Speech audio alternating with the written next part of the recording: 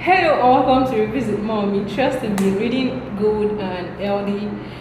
Today I'm reading a book titled Justified by Varina Denman. It's an amazing book. It's a Christian romance novel. I don't know if that makes sense. A Christian romance novel, and of course it features, that is, most of the events there were invented. So basically, Justified by Varina Denman, it's a story of a young lady, Fawn Blaylock, who from the beginning we saw how the girl was lamenting, how she was feeling so bad for causing her family a big shame, and how she took up responsibility to be on her own to take care of the child, even though she grew up in a big wealthy family. But she made up her mind to become independent, because it's not the responsibility of her. It wasn't the fault of her parents. She got pregnant at that age, at very young age. Actually, she was still in school, and she got the place for herself. Okay, there's actually this family who has always been a rival to her family. Though they are not as rich as her family, however, they don't just have a cordial relationship. And this is a very small town where everybody literally know each other's name.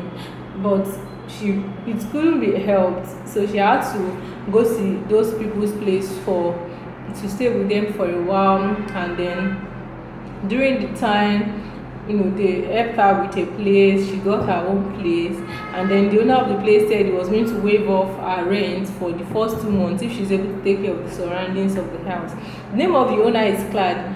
Actually, I was supposed to review that at the end of the review. However, the name of the owner is Clad, and then she didn't even know. So she kept working at the place, and meanwhile, this is like a ranch type of setup. There were snakes around and stuff. Some people tried to scare her, but she was just so put together. She was just being courageous that she was going to scale through this. Through all of this, there were just some friends, 2 friends, who stood close to her. One was Ruth. Ruth is her friend, like the daughter of the person who has always been a rival with her family. And then the other one was John Scott.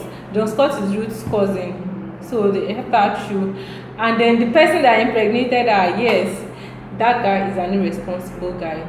I mean, you're even going to discover that if you pick up the book yourself. He's so irresponsible, though very wealthy. But I love his father. I'm going to be that kind of parent, I'm sorry to say. Like, the father is a very wealthy man. However, when he was going to die, in his will, he stated that he must do some things before he can have access to the will. One, to get married to Fawn, the name of the girl who he impregnated, to get married to her. Secondly, that I think that's about one of the clauses, the major one, for him to access the will. And secondly, if he eventually doesn't get married to Fawn, that the other alternative is that before he can have access to his property, that he must be at the age of 45.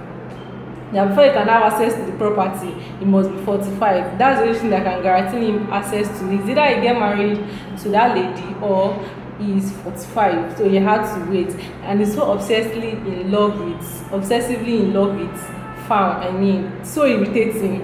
At some point, okay, eventually during all the time she was pregnant and stuff, she would come around. In fact, he beat her several times, like hit her on the face. And I was like, really, how can you profess to love someone and you have the guts, you have the strength to raise up your hand to hit this person, to hurt this person, and not just once, not twice, not even in the private, not in the room, in the public, twice.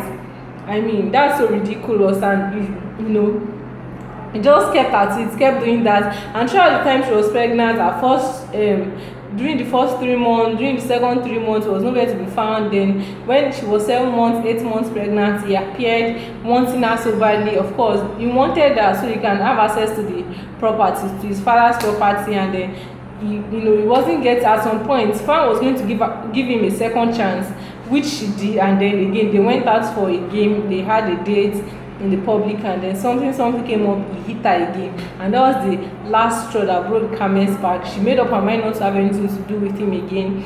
And then of course John Scott, who had always been there, was a teacher in school when she was in high school. I guess he was a teacher, and that kind of. Now Fawn is 21, while John Scott is 27. 6 years difference. And the way it's going to be. However, John Scott never had anything for her, but during the course of helping her, because she stayed over at his own cousin's place.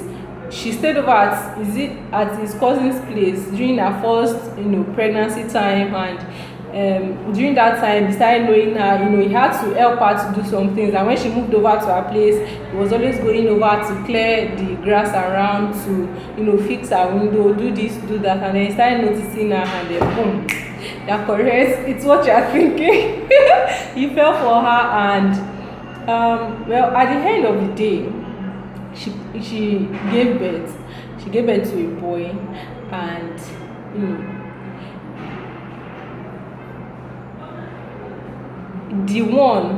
the father of her son came around. He was so jealous because John Scott was not the one having Fawn's attention, and so he carried the baby, like he was going to make Fawn marry him by force. He was going to blame her for being an irresponsible mother, for not taking care of the child.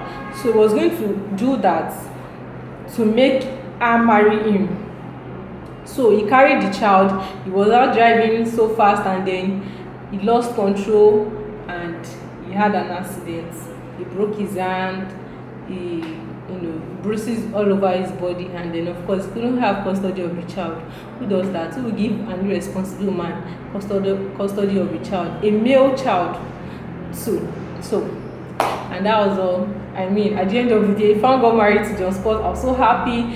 Secondly, she discovered that the one who she had always called her father is not even her father to begin with. It is the one she thought is irresponsible, and then there are just a lot of secrets at the end of the day that were unfolding and stuff. So you just want to pick up the book, Justified. And one catch for me is the fact that this lady, she owned up to what she did. Unlike some people would start playing the victim game, like this, that, because my parents were not loving enough, so I started looking for love outside and stuff, and then the boy took advantage. No, she didn't do that. She took up responsibility, and she was ready to work her ass out. She started school back, online classes, and then she took a place for herself. She was working like even very heavy. When she was 8 months pregnant, she was at 9 months pregnant, she was having classes. She was just juggling a lot of things together to make sure that she's not a bother to someone. So you want to pick up the book Justified, and then she kept going back to God. What can you just do without God? There's nothing more miserable than living a life outside of God. In whatever situation, whether you're happy, comfortable, or you are not, there's just nothing as good as living a life with God. So you want to pick up the book Justified by Varina Denman. There is the first series, Jaded, and then the second, Justified. Then of course there is the third, Jilted. So you want to pick up the book. I started with Justified, and I didn't really feel like I missed out on anything. I didn't even know there was the first that was linked to that. Justified by Varina Denman is a book you want to pick up. So I come up again for another review. Keep reading LD and stay blessed. Bye.